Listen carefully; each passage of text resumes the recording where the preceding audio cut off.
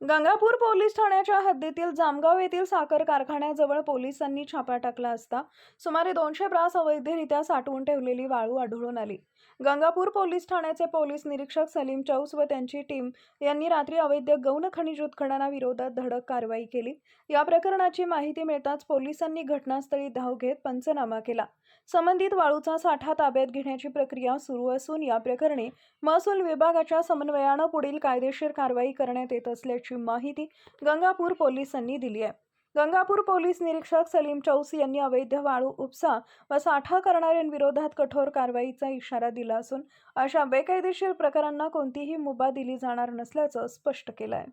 मी police निरीक्षक Salim chaos, police station Gangapur.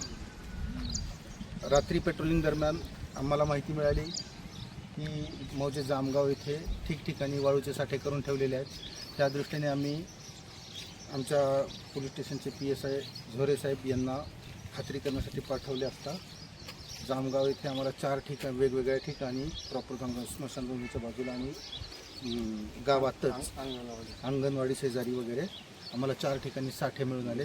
सदरबाबत आम्ही वरिष्ठांना कल्पना दिलेली आहे, त्याचप्रमाणे महसूल विभागाला कल्पना दिली।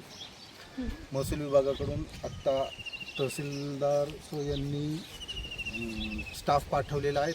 आता सध्याला ते पंचनामा करून पुढील कारवाई करत आहेत। याच पद्धतीचे जर आणखीन कोणत्या गावात साठे ठेवलेले असतील तर आम्ही जनतेस आवाहन करतो की आपण आम्हाला माहिती द्या, आपले नाव गोपनीय राहील आणि प्रशासनाची मदत होईल।